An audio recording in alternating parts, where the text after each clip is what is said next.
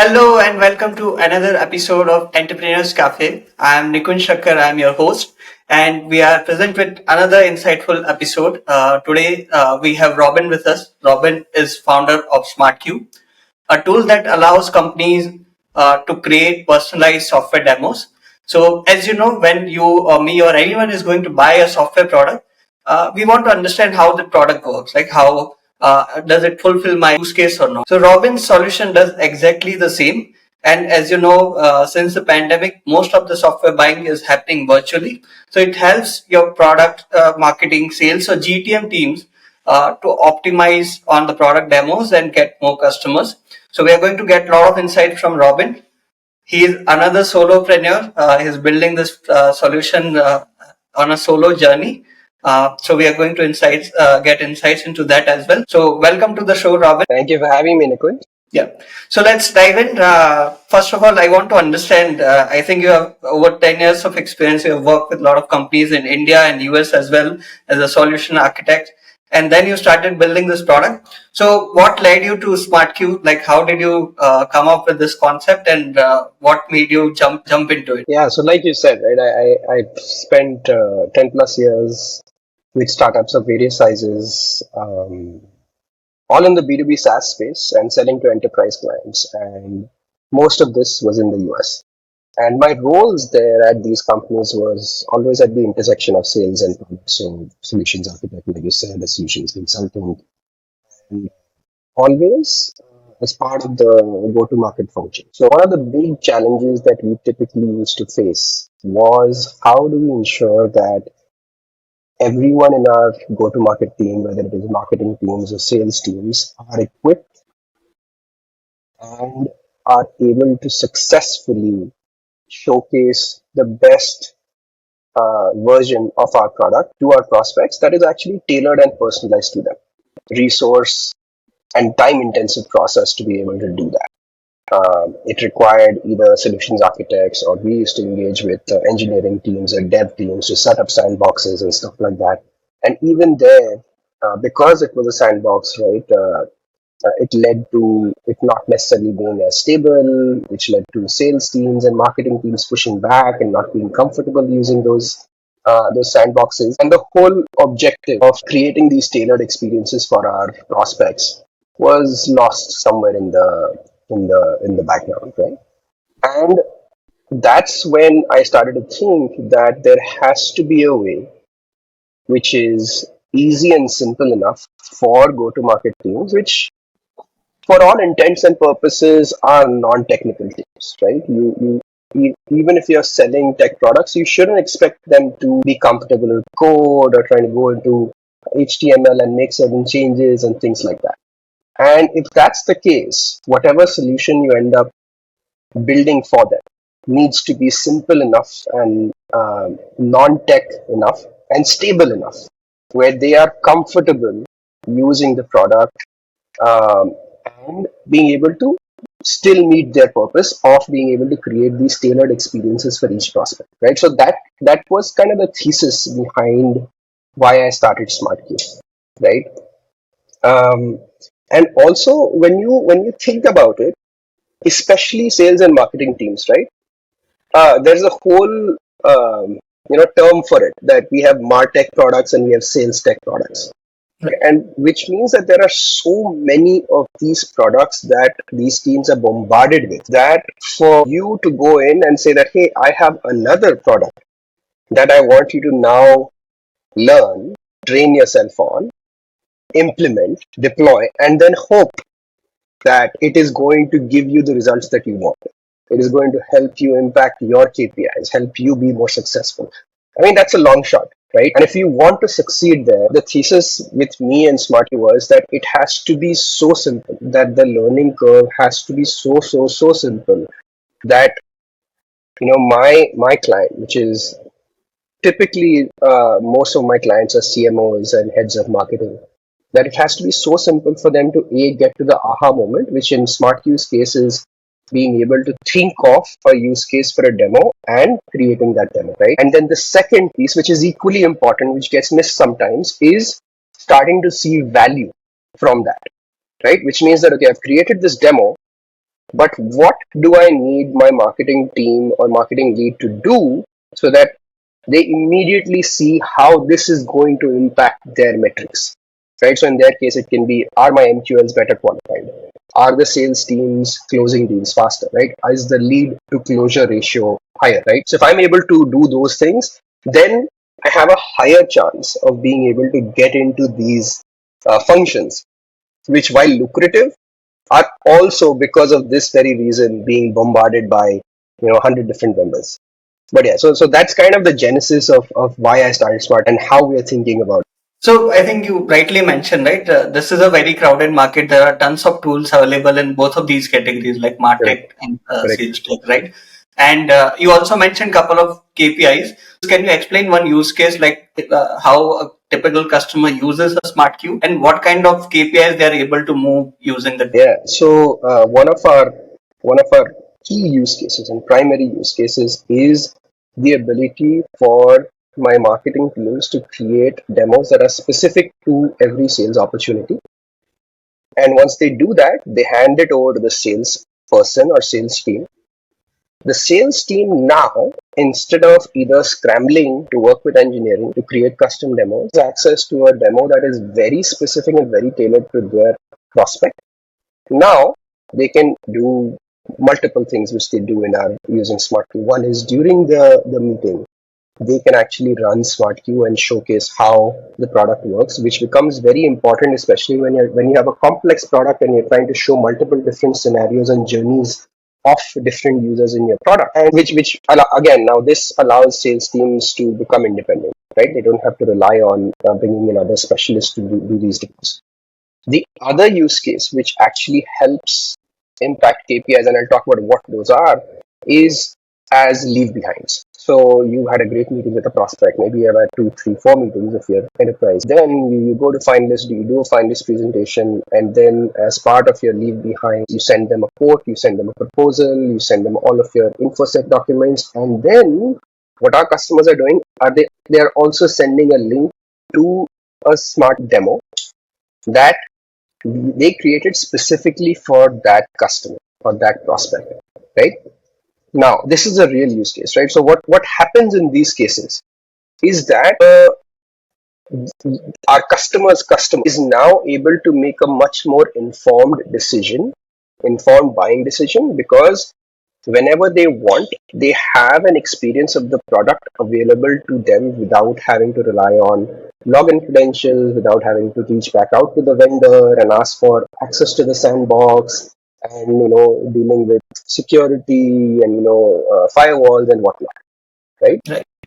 And it allows that buyer to gain or establish a sense of trust and confidence in our customers, because now they're able to themselves experience what the product will look like for them, right? Right. So those things really help the KPIs, which are allowing sales teams to improve their lead to closure ratios. Now, because of these interactive showcases, we call them, even at the top of the funnel, instead of having to do discovery right from day one, they are able to sort of just give them this experience on the website, for example, and when these prospects come in, they've already qualified themselves in or out. So as a salesperson, as a BDR or as an AE, you're only filling in the blanks, right? Which means that you're moving the sales process along faster. And same towards the end of the funnel, right? Where it's like, okay, they're trying to make a buying decision. What are the things that you can do to make that buying decision faster and in your favor, right? And an interactive showcase helps with that. Right, so a lead to closure ratio is a big KPI that it impacts. For marketing teams, it's the quality of the MQLs, right? MQLs is marketing qualified leads, and there is always a tussle that I've seen between marketing and sales teams, where marketing says, here is an MQL, sales is like, this is not an MQL, this is a bad lead, right? And so how do you kind of get them aligned? And so we've seen that in our customers actually, where the quality of their MQL or the closure rate from MQLs is improved by almost 20%. And the reason is that there are cases where if they used to get, let's say, 100 MQLs a month from their website or any of their channels, using SmartCue, it actually went down to, like, let's say 90. The number went down. but the closure rate improved by 20% because of what I just said. Because what they did was they embedded an interactive demo on their website or their landing page or in their email campaigns, which allowed this prospective buyer to experience the product without any gating, without putting their email, without having to click on book a demo or speak to a person, nothing. It allowed them to experience the product. Once they do experience the product, and then when they click on book a demo, you know that they've already made that correlation between the problem statement that they have in their mind and how your product might be able to solve it by looking at this interactive showcase. So now when they're clicking on book a call or schedule a demo with a person, you know that that person is already kind of in your corner. Now you just have to make sure that you're filling the blanks or helping them answer any of the other questions that they have, as opposed to starting from zero and trying to do discovery, right? So those are some of the ways and some of the KPIs that we've been able to impact for our clients. That's great, actually, because this consumer mindset, right? Try before buy, and like having that use case in mind, that everyone comes with a checklist that okay, whatever solution I'm looking for, it has to have these kind of features and these kind of capabilities, and then only I'll consider that as a viable solution, and then obviously the other aspects of costing and the trust factor on the team, and those comes into the picture later on. But first, the qualification has to happen, and I think your tool does the job. So, while helping other companies sell their product, how do you go about sales? Like what kind of methods or techniques you are using to sell this product? So we are early enough where all our sales right now are founder led, which is me, right? Having spent time in the US, I've been leveraging a lot of my network. Um, LinkedIn has been a great channel where either through posting or by engaging with people that are relevant to me, I'm able to get organic inbound inquiries. Since we've signed on a few customers, they're using our product. Customer referrals has been a huge channel for us. We have a 100% retention rate, and we've been lucky that customers are now starting to prefer other customers, right? So at this point in time, those are our key channels.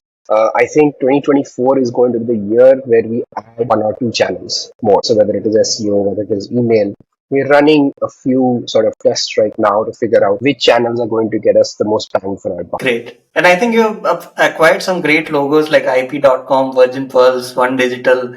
These are some of the great companies. So tell us the story of like the first initial set of customers. Like how did you go about them, and how did you onboard them? So some of them, like I said, I kind of leaned on my network, asked for introductions and referrals to some of these companies. But at the end of the day, it's a business. Everyone's running a business, so unless they see value, they're not necessarily going to move forward. So what we ended up doing is, for a lot of these customers, especially if we had access to any of their demos, if they had a self-serve motion on their website, right, where you could go and sign up and log in. So even when we showed up, or even when I showed up essentially for the first conversation with them, right, I would actually create an interactive demo of their own product on that call, right? So the whole idea was that, hey, look, I mean, I'm sure you think that I'm just another MarTech tool going to make all these big promises. But you know what? We have 30 minutes on this call. I'm going to take 5 minutes and I'm going to create a demo of your product using SmartCue right on this call, right? Excuse me. And when I did that, right, that aha moment for them was instant, because now it became very real for these customers, where they're not like, okay, you're showing me 10 different demos and you're saying it's easy, you're saying it's quick, but is it real? They were able to see their own product in action and how it would look on SmartCue, right? And as a leave behind, I used to actually send them a link to their demo and say that, hey, you know what, here's a link to the demo of your own product that I've created. Feel free to test it in your email campaigns. Feel free to put this link on your website, just embed it and see if you're getting any traction or if you see any changes, right? So as as I said in the beginning, that the singular goal that we started out with is that can I make this process as frictionless as possible for my target audience, which is the marketer, right? And even in my sales motion, I try to live that, right? That if it's that easy, technically it should be easy for me to on a call be able to create a demo, right? And of course, it doesn't always work, and there are issues, but that has led to me being able to close conversations and opportunities the fastest, right? Because I think it's also human nature. When you see something that you are familiar with that is yours, and how it might look using any, in our case, tool that you're evaluating, then you automatically are kind of halfway there, right, towards that buying decision. So that's been like kind of the main sales lever. Interestingly, IP dot, for example, is 100% pulled inbound. I know nobody there. They found me, or they found SmartCue on, I think, Product Hunt or something like that. They reached out. We got on a call. I did the same exercise that I did. They're like, okay, this is great. And a week later, they're like, hey, okay, send us the invoice, right? And so that was like that was one of the wins for us that I was most proud of, because there was no connect, there was no referral, there was no like warm introduction. So yeah, I mean, but the process still remains the same. Great, great. And one of the challenge, like when it comes to tools like this, and you being a solo founder, trust becomes one of the key factor for decision makers to Sure. like consider. So how do you solve for trust? I mean, in today's day and age, I think social media is a great mechanism to establish trust. If they see me on LinkedIn posting, being my authentic self, um, if they see other peers of theirs who engage with me, who know me, that sort of, again, levels up your trust. I've been lucky enough to have a few sort of industry leaders and visionaries on as advisors through SmartCue. Seeing those names definitely improves your trust. But at the end of the day, what I've observed is that even people who don't know you, who may not be aware of all of these other levers that would help them gain trust, people are in general trusting, right? If the risks are low enough, if the barriers to entry are low enough, and you basically put your money where your mouth is, right? So I've done POCs with people as well, um, where they're like, well, we don't really know you, so we need to figure out a way to sort of mitigate the risk. And I'm like, of course, it's 100% what you should do. So we ran POCs. We gave them great support, right? I mean, the team was made aware that, hey, we have this prospect who we're running a POC for. We need to ensure that we give them the best service possible. And we did that, right? And that, again, reinforced trust, right? And I think trust is also something which is not a one-time thing, right? You have to continue to reinforce it. So while making the process of creating demos easy and friction free for customers is our primary objective, the secondary is that no matter what, we have to be available to our customers, right?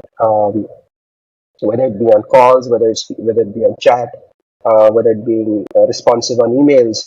That is one of the things that not just me, but everyone in the team, including devs, are sort of made aware of that. Hey, I mean, while everything else that we're doing is great, but if there's a customer who's facing an issue, we have to solve, right? So I think that customer first mindset um, is critical to establishing sort of continued trust.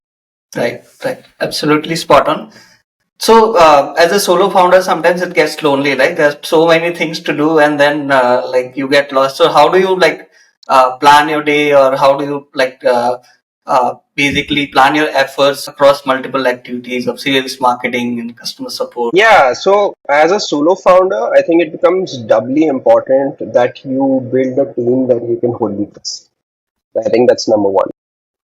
Because what that does is that allows me, for example, to focus on the one or two things that I know are going to be critical to do, and the rest I know that okay, I've delegated and that I can trust this person or these people to do, right? And so I think being very deliberate about who you bring on and building the team becomes even more important when you're a solo founder, right? I think in general it's extremely important for an early stage startup, but as a solo founder, there's added risks of not finding the right person, right?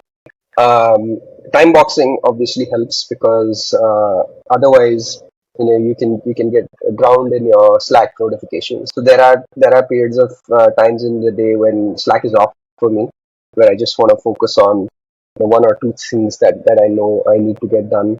And I think every week I sort of sit down and try and plan that, okay, what is the one thing that I need to accomplish this week, right? Everything else is gravy, but that one thing needs to get done, right? So, and that's going to have the most impact because of X, Y, and Z. So whether it is acquiring a customer, working on a customer, and what that means, that has helped a lot. Like, I mean, this um, a lot of the things evolve, and you have to adapt as the startup grows. But like right now, I think this works fairly well for me amongst a bunch of. So you mentioned like initially that 2024 is going to be big for you. So what are the plans? Like, can you talk about some of the things? Yeah, so the reason it's going to be big, I think, is that we now have real customers, their case studies, and proof points, right? And I think to round it out, we could have anybody, any prospective customer who wants to evaluate us, talk to a prospective customer, right? No problem at all. We are starting to see like real stickiness in our product, right? So since we launched this version of our product in like May, June of last year, so not just 6 months, we've had more than 6,000 demos created on the platform, which is about 1,000 demos a month, right? Right. For us, all this while was trying to figure out, are we at PMF? Do we know our ICP and do we know their problem statement? While that always keeps evolving, but for the near term, for the next 12 to 18 months, I think we're there. So now it's a matter of just focusing on this ICP and helping them solve their problems really well, right? So 2024 is going to be big because I think now we don't have to figure out the problem. We now just have to double down on finding more people who have the same problem. Do you also want to share some revenue numbers with us? I do not. We're doing pretty well, to be honest.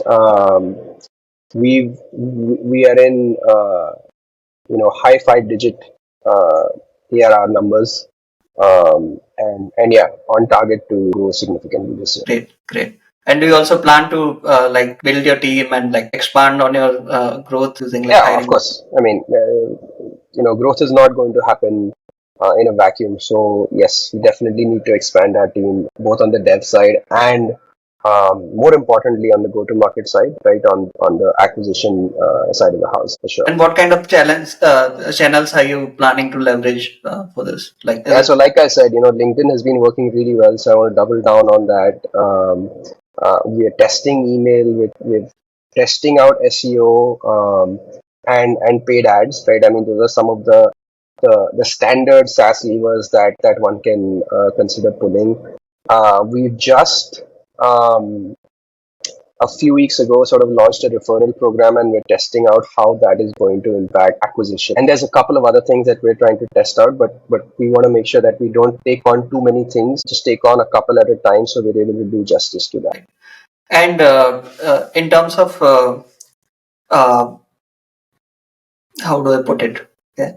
So in terms of like your journey so far, like what would you attribute one of your biggest win? I think Nikunj, it's a summation of the conversation that we just had, which is being really customer focused, establishing and reinforcing the trust that they've placed in you, and then continuously ensuring that you are solving for the problem and everything that you do is adding value, and with the lens of whatever you build, is it going to help your prospect or your customer do better at their job, right? I think if you think of it that simplistically, um, success is a little bit easier because you start to view the problems from the same lens that your buyer is, right? That your customer is. Like in my case, if I'm selling to a marketer, if I am able to truly empathize with what is it that is going to make this person or this team successful, right? And if I can work backwards from there, then they will automatically see that I'm their partner, right? Right. And along the journey, as opposed to the snake oil salesman who's here to sell you something, make a quick buck, and be off, right? So I think while this may not necessarily be very tactical advice, but I think in general, if you can think of this as a framework or principles, then I think success is going to be closer because of course there's luck involved. Yeah. And was there any scenario where you might have failed and then like considered that as a lesson that okay, if I knew this beforehand, I could have done better? I mean, it's been a couple of years since I started SmartCue, and so obviously there have been a ton of mistakes that I've made. And I think the one thing that I keep going back to is that I wish that I had made the decision to pivot to what we are today sooner. Because as a founder, you obviously have bias, right, towards your idea, towards your vision, towards your product, and I was no different, right? I was like, no, I think this will work. This will work. Let's try something else. Let's try something else. But in hindsight, and hindsight is always 2020, right? But in hindsight, if I would have pulled the trigger faster, perhaps we would have grown faster. Perhaps we would have hit PMF faster. Um, but you can't get back lost time. So no point dwelling on it too much. But lesson learned, and then move on ahead so that hopefully I won't make the same mistake. So I think we earlier discussed, right? This sales tech, martech is a very crowded space, and with the things happening in the industry, a lot of things are like moving rapidly. A lot of people are now using AI to the fullest extent, right? Right. So how are you like staying ahead of the game? How are you leveraging AI and other advancements that are happening? Yeah, that's a great question and something that I get asked a lot from both customers and investors, right? So the first thing that I ask a lot of my customers when they ask for this is that okay, if I added AI powered voice, for example, or AI powered rewriting of your demo scripts, would you pay me more? And the answer, for better or for worse, has been no, right? Because everyone's like, this is table stakes now. So why would we pay you more? I'm like, okay, fine. If that's the case, are you feeling left behind, or are you feeling that you're not as productive with SmartCue's current iteration, which is for all intents and purposes without AI, which is visible to the customer? And the answer, without any hesitance, has been no. I mean, whatever we have right now is great. So the question and the conversation that we have with our customers and the way we plan to and want to use AI, I think will be at a more fundamental level, right? Where we don't want to solve trivial problems that our customers face using AI. We really want to solve bigger problems. Like, can by using AI, can I actually make this process um, so simple for a marketer that it exponentially improves their lives, right? And if it exponentially improves their lives, will they pay me exponentially more? Right? It may sound very crude, but at the end of the day, we're trying to run a business. Everyone talks about ARR and LTs and all of this, and so to stay alive and to grow, you have to kind of put that lens on, and that's what we are trying to do, right? So our first principle is still that no matter what we do, every feature, is it making the life of our customer easier and friction free? If yes, then we build it. The same conversation and the same construct applies to AI and LLMs and stuff like that. So we are working on a bunch of stuff which I can't necessarily talk about. But the construct that we been thinking about is, let's not get caught in the rat race that everyone else is, and let's not have FOMO. The fact that our customers love us as we are speaks volumes. Doesn't mean we get complacent, but it gives us the opportunity to engage more deeply with our customers and figure out how we can make their lives better with any technology that we end up using. Right, absolutely. So one of the challenge becomes like when you are building as a solo founder or even like with a team, right?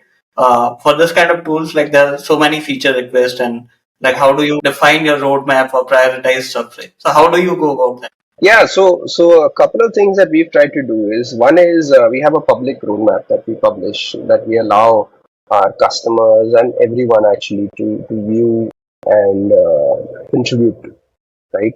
People can go in, upvote things at their own request.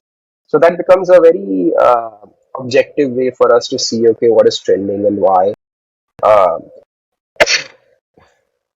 Then the second lens obviously is that okay, a lot of people are asking for this, but will this lead to either an increase in our ACV or will it lead to more stickiness? Will it lead to by building this, will it make the lives of our customers easier? Right? We try and think of it in those sort of axes.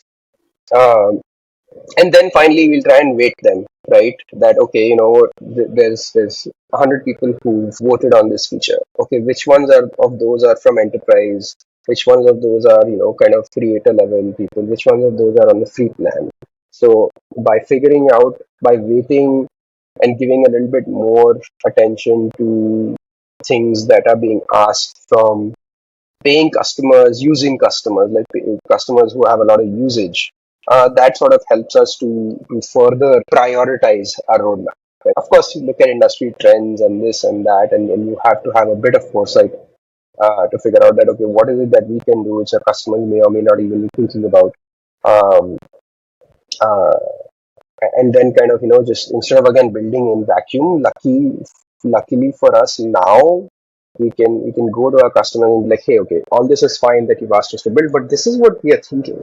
What do you think? Right? If we did this, what do you think would be the impact? And kind of using that real, um, you know, uh, conversations and feedback from people in their real life use cases and scenarios helps inform some of the things that we do. So what kind of tool do you use to run SmartCue? So our team is fully remote, 100% remote. And so Slack obviously is a lifeline for us. We run our support on Intercom, which has been working great for us. It allows our team to be much more productive.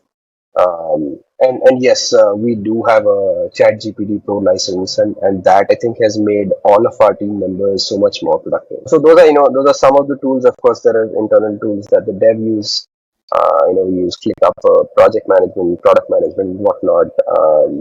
We're on the Google suite of products.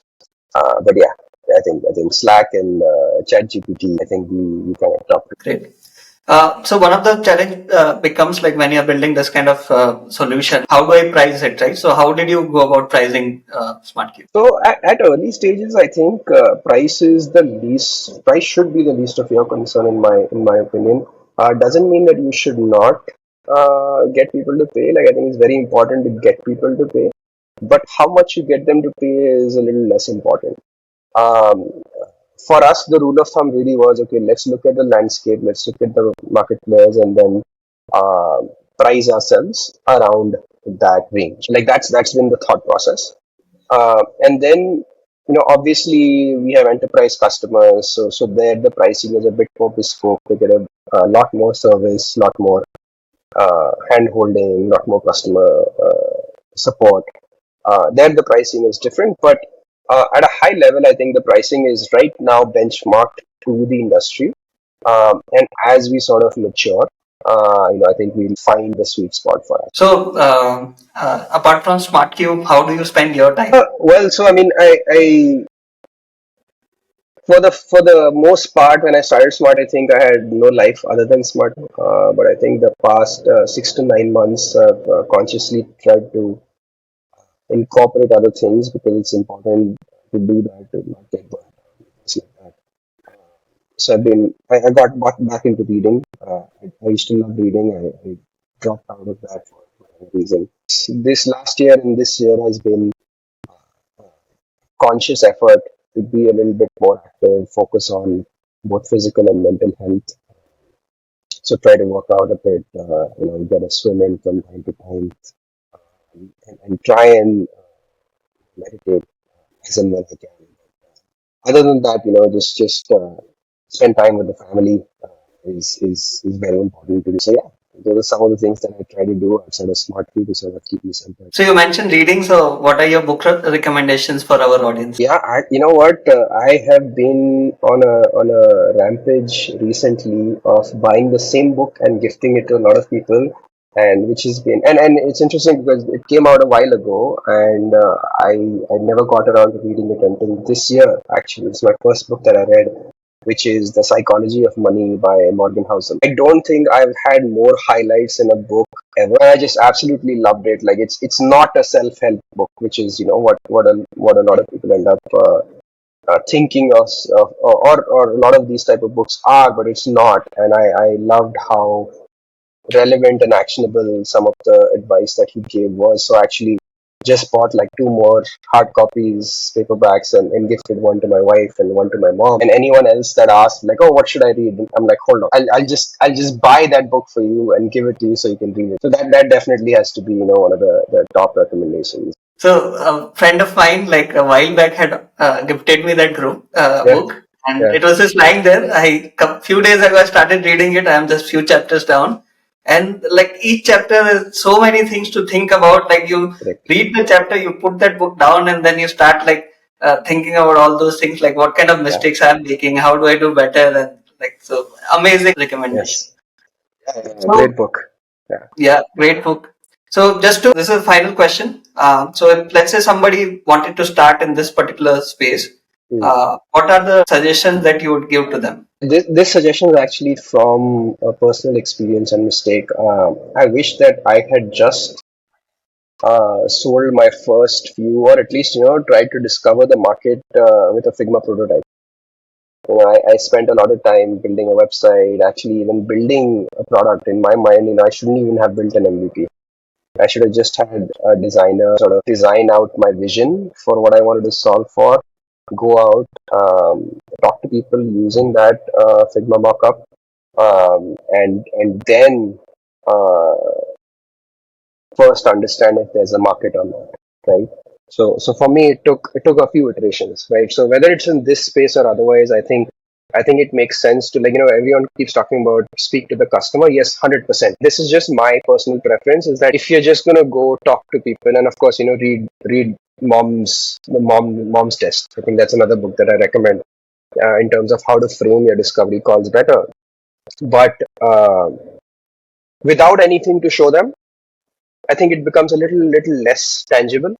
And so in my mind, if you do both of these things together, that hey, you know what, this is a problem I'm trying to solve, and this is how I'm hoping to solve it. Here's a visual, right? I think it allows your prospective buyer or whoever you're talking to more deeply relate with what you're trying to do. And then if you're trying to get a commit from them, again, establishing that trust. With that visual, it's a little easier for any human being to establish a little bit more trust. So I think that is what I would say, because that will save you a lot of time, save you a lot of heartburn, save you a lot of money before you find your sweet spot. Absolutely. So I think with that we will wrap it up. Thank you so much for joining us today and sharing your insights with us.